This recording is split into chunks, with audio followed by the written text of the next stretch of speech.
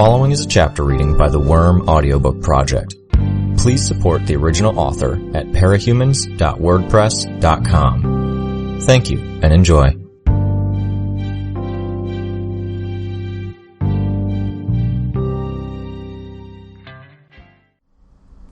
Arc 8, Chapter 3. As tough or invincible as a given cape might be, most were still hemmed in by the restrictions and boundaries of physics. Getting hit by something that weighed nearly 9 tons sent men, women, boys, and girls in costumes flying if it didn't kill them outright. Leviathan's echo added surprising quantities of water to the battlefield. Every step and movement he made, he filled the space he'd just left with water. How much water did it take to displace something as big as he was? However much it was, he created something like 3 times that amount when he took a single step forward, when you accounted for the space his body moved through. A hard amount to eyeball, because it had the same momentum his movements had, and some of it crossed great distances as he lunged and clawed his way through the front line of capes. Sham, down, CD5. Acoustic, deceased, CD5. Harsh Mistress, down, CD5. Resolute, deceased, CD5. Woebegone, down, CD5. I had to help, somehow. I pressed both buttons on the armband and spoke into it. Direct me to the wounded I can help. I do not have mobility powers. I am not very strong. I do have basic first aid training. There was a pause, then a female voice, synthesized, just sharp enough to be heard over the noise of lasers, guns, and rain. Acknowledged. The response both relieved and terrified me. I'd halfway expected that to fail. My armband beeped and flashed, and I saw a red dot on the map, along with an arrow at the edge of the square screen. As I moved my arm, the arrow adjusted to keep pointing the same way. It was directing me to near where a Leviathan was. Lashing out with tail and claws, he was advancing steadily through the ranks of defenders. The occasional strike from a strong hero or one of the ranged combatants slowed him, made him stumble, if it hit in the right spot or pushed him off balance. I hesitated to get closer. I hated myself for doing it. I was here for a reason, to do something. Legend fired a salvo of lasers at Leviathan, and the beams turned at right angles to strike Leviathan in precise areas, knocking his feet from under him, slamming him down into the road, catching him under the chin. Leviathan raised a hand, and a geyser of water rose to block more incoming lasers. Legend's lasers simply turned at angles to circle around Leviathan, striking the Endbringer from behind. They left Leviathan so hot that his flesh glowed a yellow-orange around the areas they struck him. I took the opportunity, found some measure of courage, and hurried forward to my target. There was a leg, half floating, weighed down on one end by a metal boot on the foot. Someone in a leather costume lay on their back, barely conscious, bleeding from a gash that had opened them from the left hip to their right shoulder, a cloud of blood spilling out into the filthy water that came halfway up to our knees, an inky black color in the gloom. I couldn't help them. As much as it pained me to ignore them, move on, I had to trust that the armband would direct me to someone I could help. I found the person my armband was directing me to, some teenage boy with a metallic bird designed to his costume. The helmet that covered the upper half of his face looked like a bird's head, maybe an eagle. I knelt by him. There was a crash as Leviathan whipped his tail toward Legend, a blade of water soaring through the air to strike the hero out of the air. The onslaught of lasers interrupted. Leviathan shifted from a crouch on one side of the road to being in the midst of the defending heroes in one fluid motion, resuming the carnage in the span of a heartbeat. Fierceling, deceased, CD5. Adamant, down, CD5. He was way too close to me for comfort. A single leap on his part would close the distance to me, but freaking out over it wouldn't help anyone. I could only hope that the front line would hold for long enough for me to help this person. "What can I do?" I asked the bird costume. Leg, he said, voice strained. "Help me stand." His left leg, I realized, was smashed into pulp from the knee down. I crouched, helped him get his arm over my shoulders, and used my legs to heave both of us into a standing position. The bird costume was below average in weight for a teenage guy, but it wasn't exactly easy. He was wearing armor. I might not have been able to get both of us up to a standing position like that if it weren't for my weeks of running. He leaned on me heavily with each step forward, and we retreated from the front lines. Someone with the ability to fly landed not far from me to pick up the man with the gaping wound across his torso, and flew off with him. 2 seconds later, a teleporter blinked into existence near us, touching 2 fallen capes, and disappeared with them and a bathtub's worth of water. I wanted to apologize for not having a better power to help this person, but the breath would have been wasted. It was hard work to help him along, to slog through the water. The fight was ongoing, with a dozen heroes in Leviathan's vicinity, more than 20 others shooting at him from range whenever there was a clear shot. Yet more were on the fringes, to keep him from slipping past the combatants and to take the place of the fallen. It wasn't enough. The damage we were doing was negligible, and his long strides were advancing him further and faster than the rest of us could back away through the water. Trash and debris threatened to tip us with every step we took. He forced a fighting retreat, moving quickly and often enough to avoid being caught by any concentrated fire. Our progress was agonizing. Move too slowly and we'd fall behind. Move too fast as we waded through the trash-ridden water and we risked falling, lost precious time. Had to find the middle ground, and we weren't moving fast enough even if we did find that sweet spot. Hell, it would have been kinda difficult even without my burden. Chubster, down, CD5. Good neighbor, deceased, CD5. Hallow, deceased, CD5. It was Alexandria who speared forward to confront Leviathan. He saw her coming, ceased his onslaught to rear back and then lunge ahead to meet her. When they were only 15 feet apart, he stopped and let his water echo rush forward to meet her. Anyone else might have been staggered in the face of several tons of water moving forward at the speed of a locomotive. Alexandria intertwined her fingers, swung her arms forward as though she were holding a baseball bat, and cracked her hands against the image a second before she disappeared headlong into it. There was a sound like a bomb going off, water spraying everywhere, followed by an earth-shaking crash as Alexandria used the crook of her arm to catch Leviathan around the neck and heaved him backwards and onto the ground. Most of the capes took the chance to retreat and expand the gap between themselves and the Endbringer, firing lasers or sonic blasts or whatever else at him as they retreated. It was so strange to think I was just like the rest of these people.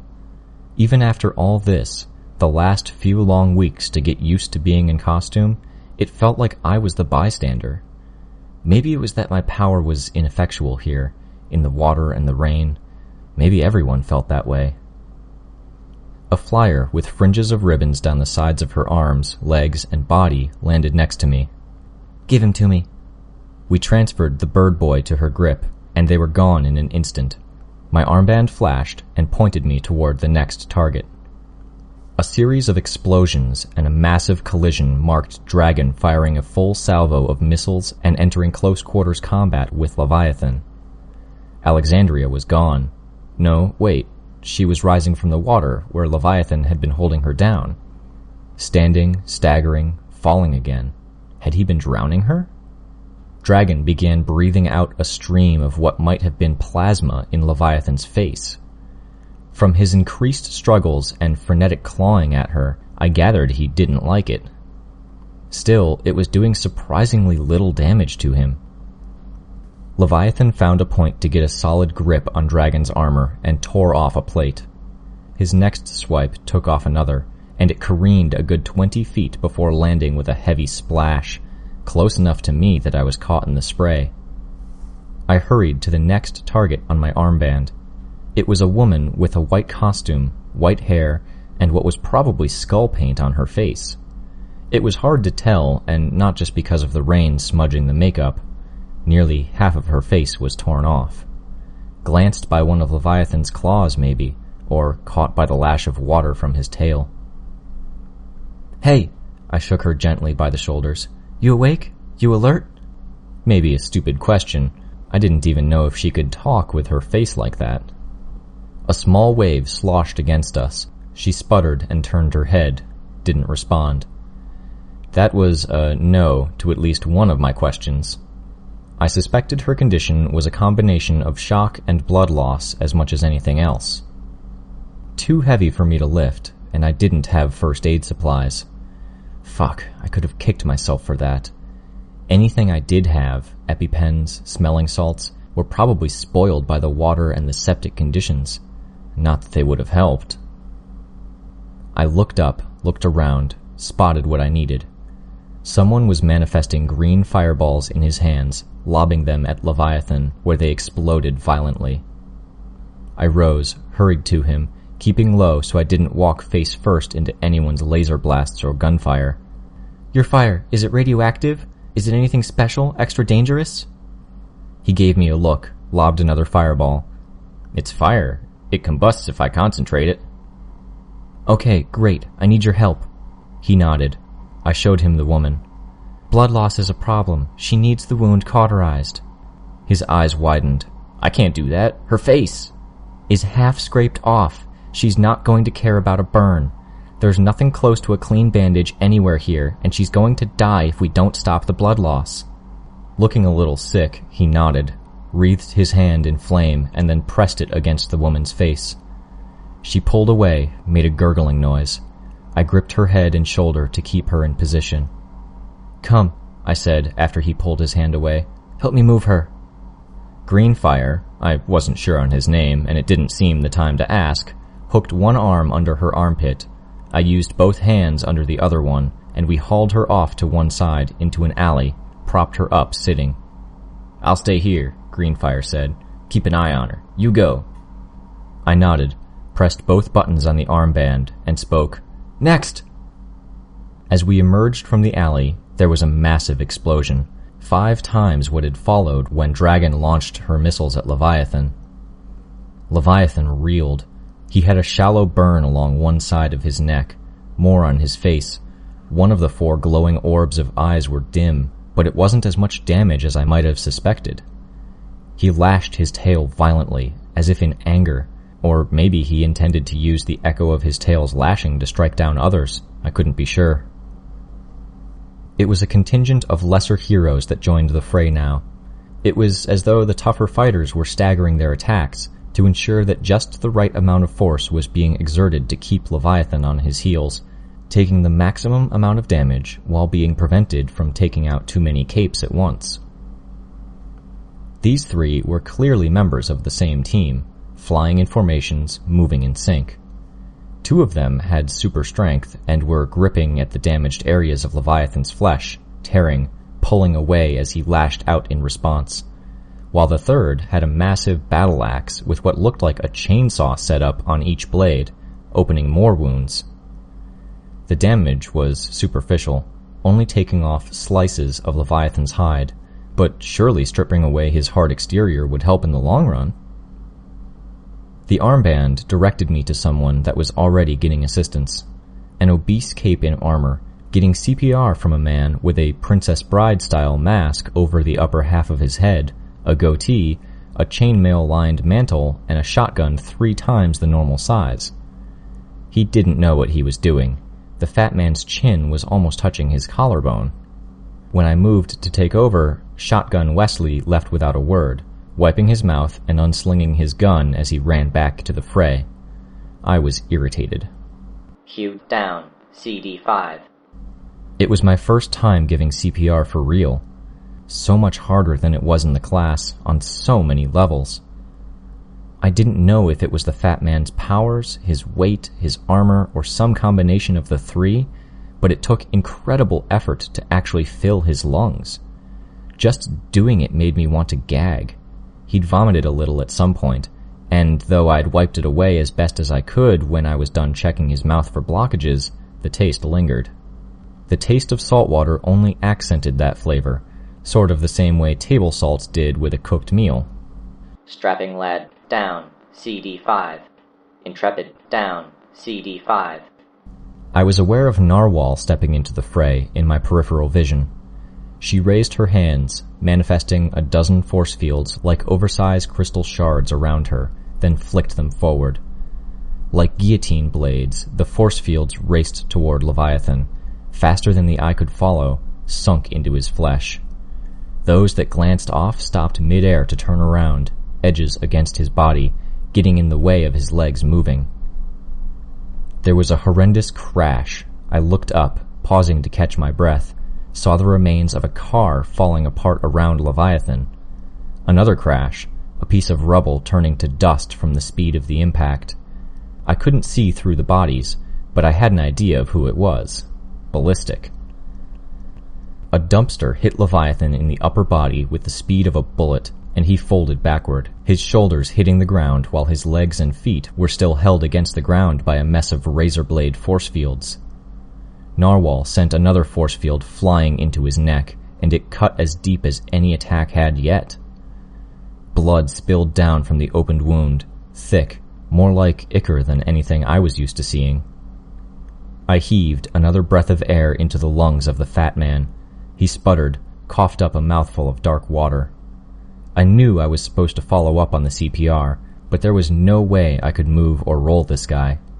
Unable to do anything but wait and see if he recovered, I raised my head to watch the continuing battle, feeling just a touch dizzy. The ranged attack continued.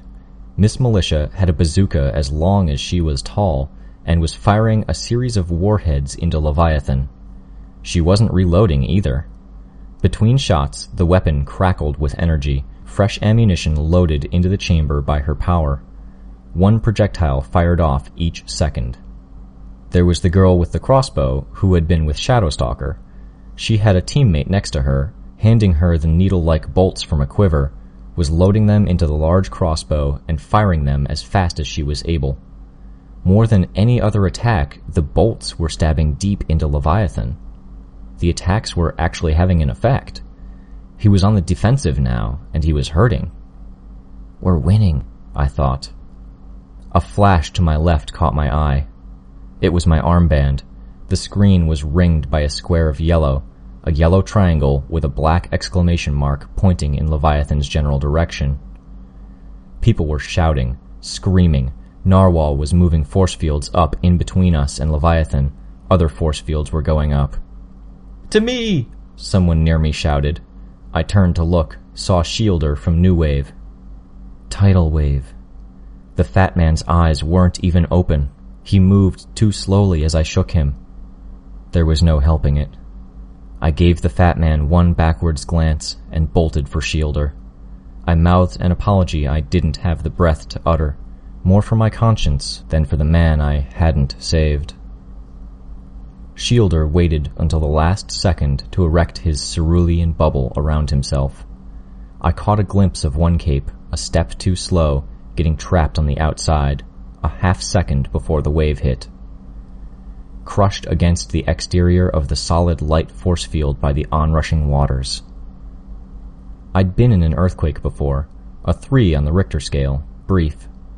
I'd been at home, and a check of the house afterward only found a few books knocked off the shelf, a mirror fallen from the wall in the front hall.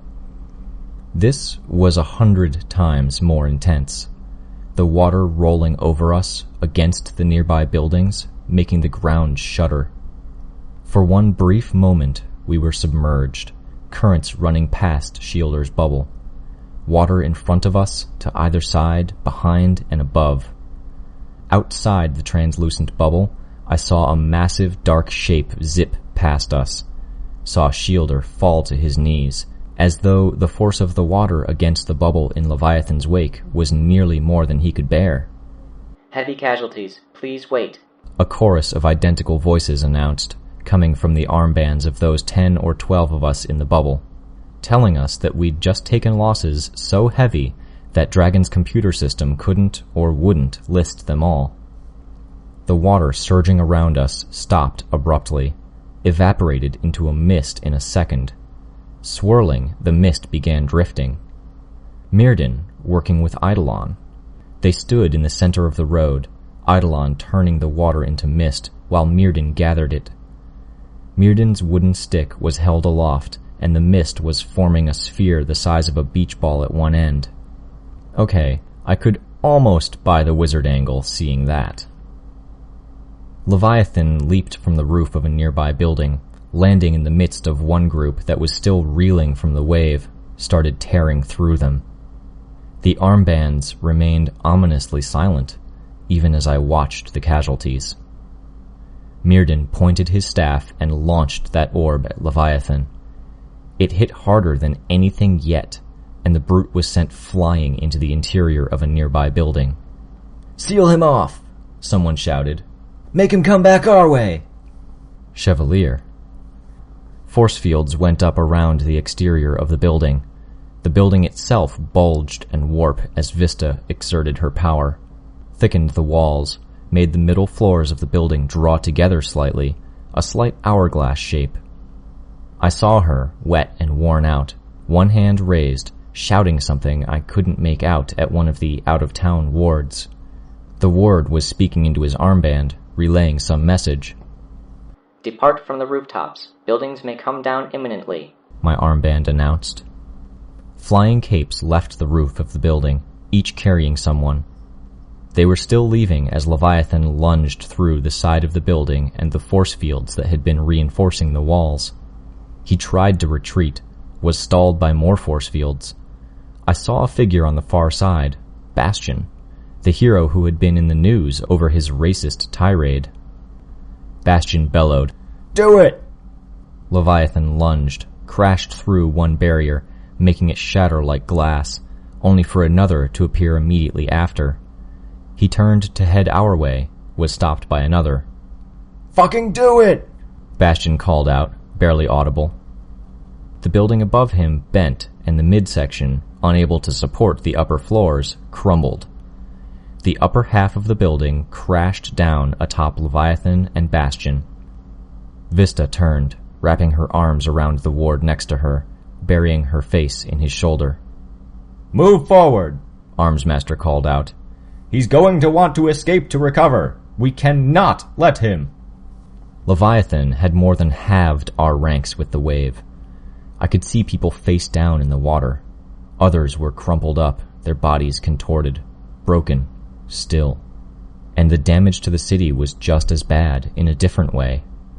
I stared at the wreckage, the block and a half of shattered buildings, and saw a looming mess of arches and massive iron beams and girders, unable to comprehend what it was.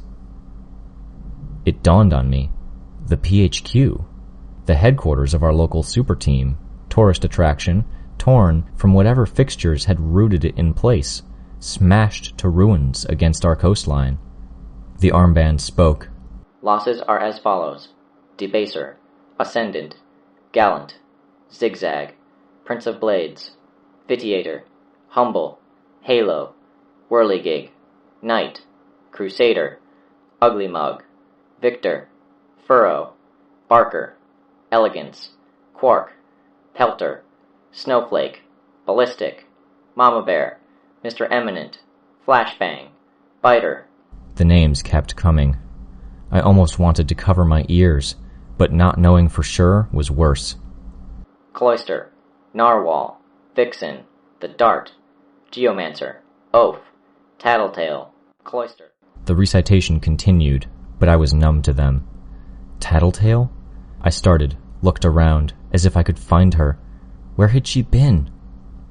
No, what I suddenly really wanted to know was what the armband meant by losses.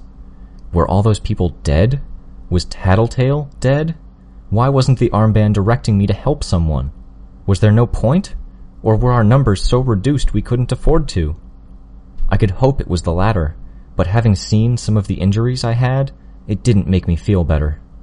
It was almost worse, thinking that Tattletale might be lying somewhere, bleeding out or unable to breathe, not getting help. "Be ready!" Armsmaster called out. Leviathan heaved himself up out of the building's remains in one motion, used his tail to pick up and fling a mess of broken wood, concrete, and rebar at us. Aegis threw himself into the cluster of projectiles, but 2 capes were struck down by smaller chunks. A third was folded in half by the arc of water from Leviathan's tail. Brigandine, deceased, CD5. I couldn't afford to dwell on what might have happened to Tattletale. I wiped beads of water from the lenses of my mask with my gloved hands, pushed my hair out of my face, and made a note of my bugs. There were scant few in the way of bugs that could navigate in this storm. Mirrodin had banished the water from the wave, somehow, but the downpour was making the streets flood fast enough that I didn't trust anything to crawl. No, my power was dead useless here. Leviathan turned around, lashing his tail behind him to cast 3 lashes of water our way, then crouched. "He's running!" someone called out. Leviathan dashed away from us, fast, only to skid to a stop and turn a corner for cover as Legend, Lady Photon, Laser Dream, and half a dozen other heroes opened fire from the skies above. Others had picked themselves up, were moving into the side streets and alleys to follow, intent on cutting him off. I looked around, glancing over at the injured and wounded, knowing Tattletale was among them. Eidolon was staying behind, raising his hands, and green sparks began rising from the ground, clustering around Eidolon and the fallen, obscuring them. A second later, he and half of the bodies that had been scattered around the battlefield disappeared, the sparks blooming outward in 20 small firework explosions. I took that as my cue to join everyone else in the pursuit. Eidolon could help the wounded. I couldn't, really. I ran after the others, nearly tripping into a pothole in my hurry. My armband showed a green icon for Leviathan, and I followed it. Rounding a corner, I came up the rear of a small crowd, perilously close to the Endbringer. Fog was blocking one route, while Sundancer stood at another, her superheated orb between her and Leviathan. The remaining capes were divided between the other 2 possible alleys Leviathan might have moved through and the air above him. Legend was hammering Leviathan down to the pavement with a series of laser blasts. "Care!" Miss Militia cried out. "Fire in the hole!" She fired a shot from her grenade launcher, grabbed another grenade with a blinking LED from her vest, and loaded it into her gun. Why? She'd shown with the bazooka that she didn't need to load ammunition, hadn't she? Then I realized why. It wasn't the kind of ammunition you found in normal guns. The first shot exploded into a mess of golden, sticky ribbon, familiar, though it somehow escaped my memory where I'd seen it. The second exploded in midair near Leviathan's shoulder, leaving the tips of the scales and one gaping wound glinting like crystal.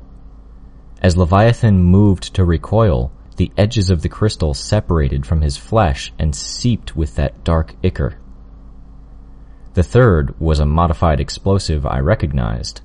It bounced off the ground between Leviathan's foot and the hand he had planted on the ground, landed a ways behind and to the side of him, and exploded much like any other grenade might. What I recognized was the shimmer in the air around it, a near-perfect sphere encompassing the surrounding area, catching Leviathan's leg, the end of his tail, part of his waist, and stomach.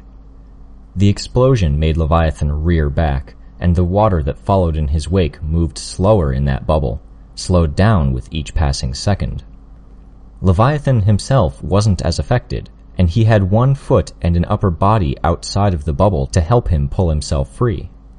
He raised his leg free of the golden string goop and up out of the sphere, lashed his tail toward the crowd I was at the back of, catching 3 people, entwining the tip around their arms, legs, and necks. He flicked them into the center of the time distortion bubble, where they got caught, unable to make their exit fast enough to avoid being frozen in time. Jotun, deceased, CD6. Dauntless, deceased, CD6. Alabaster, deceased, CD6. He lashed his tail, sending out a scythe-like blade of water toward the other group, turned and leaped. Miss Militia, down, CD6. Fenja and Menja moved to attack him, each tall enough to be at his shoulder level, but Leviathan was quicker.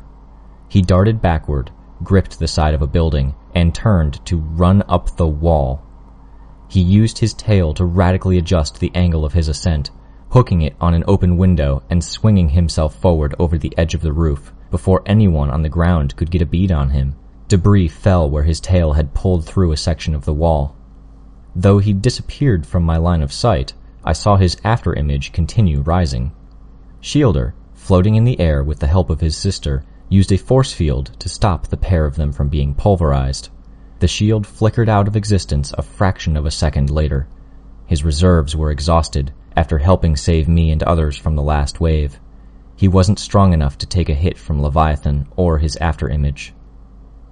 Legend fired a barrage of lasers at Leviathan, but the Endbringer was quick to hop to one side, landing on the roof's edge.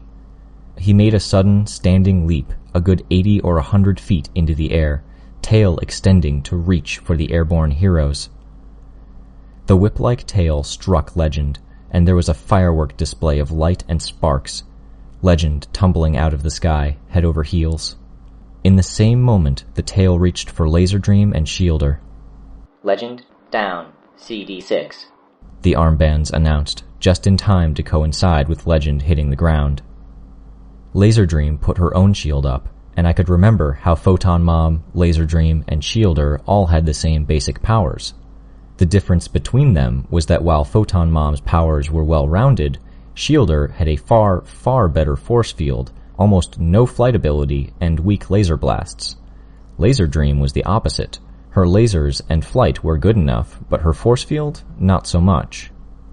Leviathan wrapped his tail around the spherical force field that surrounded the siblings, bringing it and the pair down toward the roof as he fell.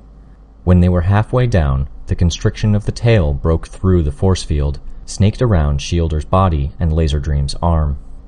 The Endbringer landed on the roof with a shuddering impact and a showering of detritus, crashing through the roof.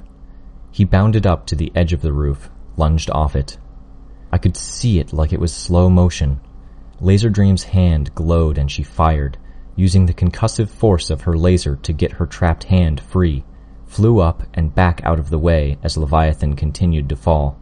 Shielder, still in Leviathan's grip, had his upper body brought down against the ragged edge of the building in passing. Shielder, deceased, CD6. Laserdream's ragged scream was like something distant, something I was barely aware of, because Leviathan was landing back in the area where the two alleys met. He leaped in Sundancer's direction, caught the ground with the claws of his hands and feet to halt his momentum. His echo surged forward, some striking the superheated orb, where it blossomed into massive clouds of steam. The rest went low, catching Sundancer below the waist, sweeping her legs out from under in one violent rush. She flipped forward, her upper body colliding with the ground. The miniature sun winked out of existence. Sundancer, down, CD6. Turning on the spot, Leviathan moved his claw, creating a wave with all of the water he'd generated since entering the alley, driving it into one of the two gathered groups. As those capes stumbled and fell back, Leviathan leaped over the time distortion bubble, landing at the front of the other group. The group with some of the local wards, Velocity, some of Empire 88, and out-of-town capes I couldn't name. The group I was at the rear of. Someone stepped up to grab him mid-lunge. Some woman I didn't recognize, who Othala was touching. She was granting this woman some form of invincibility that let her take a hit and not get knocked away by Leviathan. Invincible though she may be, she couldn't do anything to stop the afterimage from crashing against and around her through our assembled ranks.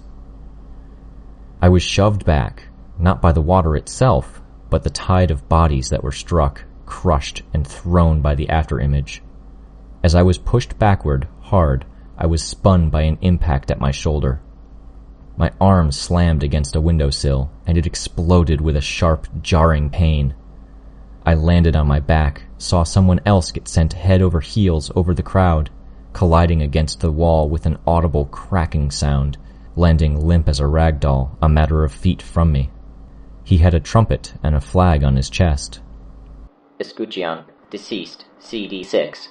Herald, deceased, CD6. Kaiser, I hadn't even seen him in the group, erected a latticework of blades across the front of the alley between us and Leviathan. It wasn't enough. Leviathan tore through them like I might tear through a wicker basket. Edged pieces of steel spun through the air and clattered to the ground. Kaiser changed tactics, creating columns of steel instead, each 3 or 4 feet across, harder to shatter. They were slower to emerge, but they bent rather than broke. Leviathan responded by pushing. He exerted his full strength on the barrier of blades and the columns, leaning against them. The walls broke around the base of the columns, and the pieces of steel fell. A stab of pain from my arm reminded me I was hurt. Fuck, it hurt a lot. It throbbed, and each throb seemed to be worse than the last. I felt shaky as I used my good arm to stand. Leviathan didn't make noise. I kept expecting a roar or hiss or something, but Leviathan was dead silent. I somehow imagined a victorious howl as he broke through the barrier, crouched and lunged into the crowd. He stopped, and I thought he was using his afterimage, halting so it could rush forward, but even the watery echo stopped a second after it appeared, only the very edges of it continuing forward to crash violently against the sides of the alley. For several long heartbeats, it was nearly quiet but for the sound of the rain, people's noises of pain, mine included, and the sound of one of Kaiser's iron columns ripping free of the wall and falling atop a pile of blades. It took me a second to realize what had happened. Leviathan hung frozen mid-pounce, and his emerging afterimage similarly stood there, frozen in time. In the midst of the afterimage was Clockblocker, half immersed in water. "Someone get him out of there! He's going to suffocate!" I shouted, my voice made that much more edgier and strained by the pain I was in. My voice, though, coincided with no less than 5 other cries, all rising to be heard over everyone else. Trap Leviathan, contain him, use more of those grenades to get him before he got free. Someone was even shooting arcs of lightning at Leviathan's frozen form. Too many commands from too many people who hadn't fought with or against Clockblocker, who didn't know how his power worked, who had conflicting ideas on what he had to do. This chaos would fuck us over, keep us from accomplishing anything before Leviathan got free. We needed order, and most of the people who could have given it to us were out of action or nowhere nearby. The armbands.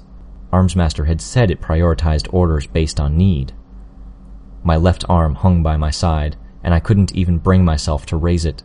Just gravity and the weight of my hand pulling down on it was excruciating. The idea of pressing the buttons was too much. I reached for the person next to me, grabbed her wrist. Some woman with a crescent moon on a blue costume. She gave me a startled look with a lost, shell-shocked expression. When I first pressed against the communications button, she moved her arm as if she thought I was guiding her movements. "Stay still!" I snarled at her. When I pressed again, depressing the 2 buttons with my pinky finger and thumb, she held her arm firm. I shouted into the armband. "Clockblocker down! CD6! Need a teleporter to get him free! Stat!" The time-freezing effect of Clockblocker's power lasted anywhere from 30 seconds to 10 minutes. How long had we spent here since Clockblocker had given us this momentary reprieve? It was hard to judge the passage of time with the adrenaline, the frenetic pace of the ongoing battle. Trickster appeared in the place of the Blue Moon woman, tipped his hat at me. "Clockblocker, in there," I pointed with my good hand. Trickster frowned, looked around. "I apologize for desecrating your body, brave hero," he spoke, looking down at where the cape with the trumpet icon on his chest had flopped, dead. "You do good work even in death." Was he mentally cracked? Was he serious or was he playing around? I suspected the latter, but kidding around and wasting time in a situation like this? In a second, the cape was replaced by an unconscious Clockblocker. The pane of his helmet was cracked and leaking a trail of blood. I bent down to examine him, was pushed out of the way by someone else. Some woman with a costume that outlined her bones, like a really good version of the skeleton costumes you saw on Halloween. She began using her fingers to check Clockblocker's neck, and I couldn't help but suspect she was a doctor. "Listen!" The voice that cut through the shouts and the frantic chatter was authoritative, strong. "Armsmaster, He had Mirden, Eidolon, and Chevalier just behind him. People turned to listen, myself included. "He's torn through our front line, he's taken down some of our best, and he's deliberately targeted and eliminated most of the Capes who were in Bastion's group. We have precious few left who can take a hit from this creature and survive it, and we're running low on those who can wall off another tidal wave or block his path. We're not going to be able to go on with Plan A." The words hung in the air. "This brute is hurt, but we don't have the resources to hold him down while we hurt him anymore. We're too tightly packed like this, and it's too easy for him to take us down in droves. 2 or 3 more minutes of this, and there won't be any of us left." Armsmaster turned, looked up at where Leviathan stood, frozen. He pointed up at the Endbringer with his halberd. "We spread out. The second this beast is free, he's going to look for a way out, to run and heal up what we've done to him. So we cut him off, we slow him down, and we keep him from getting to any areas where he can do real damage. Eidolon is going to leave, do what he can to minimize the damage from the waves and ensure the rest of the city doesn't get leveled while we're fighting here. The rest of us are going to slow Leviathan down best we can, take any opportunities we can to hurt the motherfucker. In just a second, we're going to organize you guys, put the toughest and strongest closest to this bastard, space out the people who can hurt him, get the weakest ones positioned to pass on word if they see him slip past us. This is our Plan B. We stall. From here on out, we prioritize survival over putting this abomination down, and we fucking pray that Scion notices there's an Endbringer around and shows up before this city and everyone in it is a memory."